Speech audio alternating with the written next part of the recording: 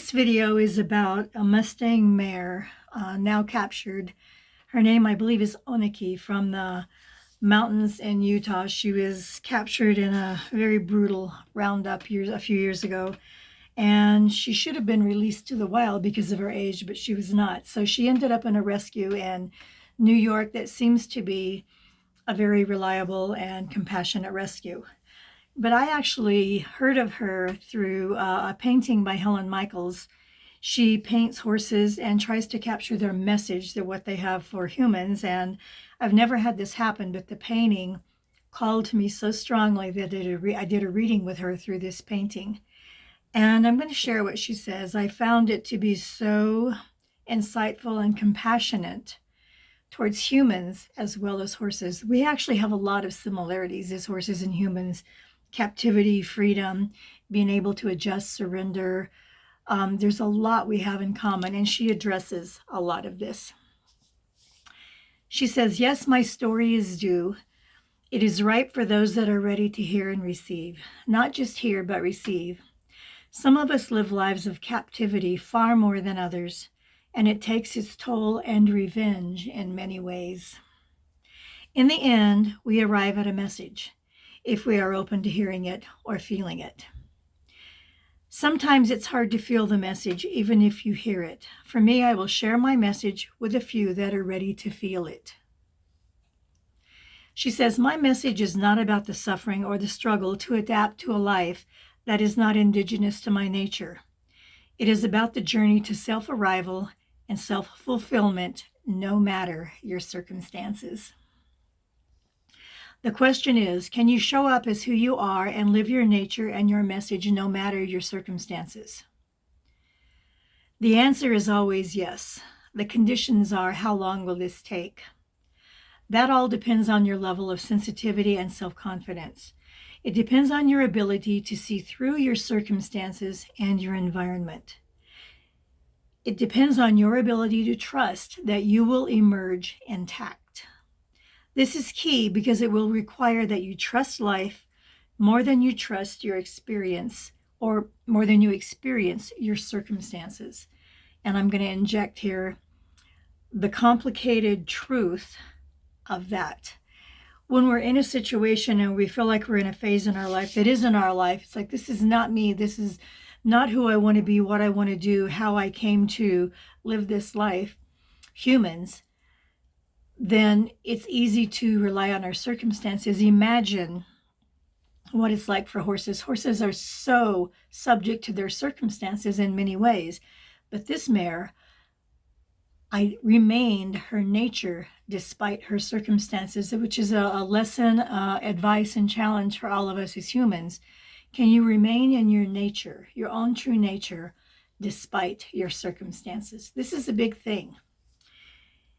She says, "This is an adaptation that is growing among horses and humans alike because so many of us live an unnatural life, one that is not congruent with our nature. Our instincts and our nature are essential to our enjoyment and progress through life, but if they are hushed when we are left with the effects of the damage and estrangement from this forced life of alienation. The solution here is trust. But if you've had no experience with trust, then how do you know or learn to trust?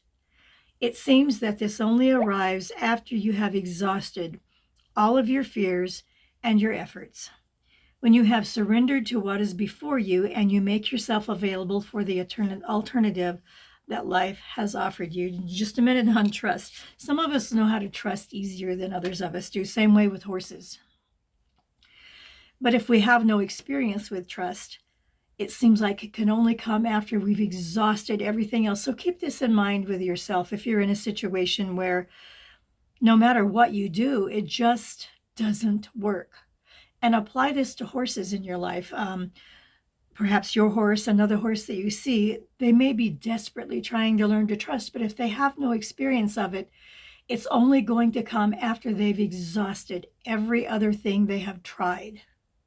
And then all they're left with is trust. She says, I can't remember if I read this or not. It says, "Though it was not your choice And it was not a life supportive of who you are. You have been chosen to experience life outside of your nature. This makes no sense until you surrender to this life, and then you will have the life you need. You cannot experience the life you need until you let go of the resistance to the life you have. Again, it's easy to apply it to humans, but apply it to the horses as well. Many wild horses never arrive at this place of letting go, and they live their days in damaged asylum. Humans do this too. Other humans have captured their authentic nature and imprisoned it, and humans too live in damaged asylum. And an injection here, I found the term damaged asylum to be so accurate and yet still portray the intensity and the amount of grief and challenge associated with horses and humans when we're living a life not congruent to who we are with our own nature. She says they too have the option to accept where they are in life so they can experience a different life. Humans and horses alike fear if they release the resistance and accept the life they are in right now, that it will never get better, that they will remain in this place of damaged asylum. But they will not. It will change for them. When a human or horse releases resistance from where they are right now, they are released from their current captivity. Because being resistant to what is in your life right now is indeed captivity. And again, an injection here. I so relate to this because I can be very, very resistant when I'm in a position in life that this is not how I intend to go. This is not my intention. This is not what I set out to do, or no matter what I do, I feel like these blocks are ahead of me. Letting go of that resistance is really hard, and that resistance itself keeps me more captive than the circumstances. This applies to horses as well. Try to notice this when you're working with a horse that seems to be so resistant. Allowing yourself to accept exactly where you are in life right now removes all of the boundaries that define where you are right now. Then you are no longer prisoner to that life, and you will no longer feel the effects of being trapped in that life. This is when you can move forward into the life that supports you. It may not be the life you imagined that you needed in order to be happy and safe, but you will be those things. But if you believe that you must have what you need from your current place in life, you will struggle and remain a prisoner. Captive wild horses know of this deeply. Those that cannot release resistance to their current situation suffer far more than those who agree to meet a new life. This does not condone or justify in any way the injustices done by the captors, but it does provide a solution for survival. And it does with humans as well. Holding on to resistance about the current life continues the damage by those that caused the damage in the first place. And an injection here. This really hit home on how when you keep holding on to the resistance and the bitterness maybe, or the damage from what has happened to you or what seems to have happened to you, horse or human, you remain in that position. She says, from the memories and damage from the life that you held captive, horses too have memories, and they can allow those memories to keep them captive or to release them from the torment. Sometimes memories are instincts that remind us of our rights and our nature.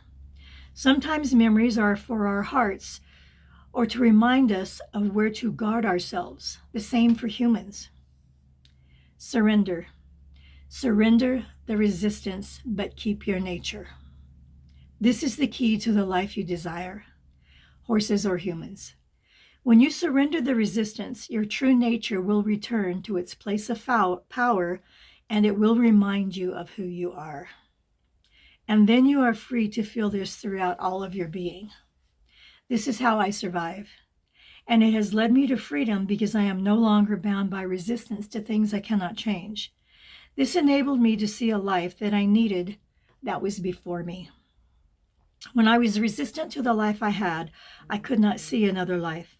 Surrendering to the resistance opened me up to a life that was better, a life I could live in peace and safety. If you take anything from this reading, surrender. Surrender the resistance, but keep your nature.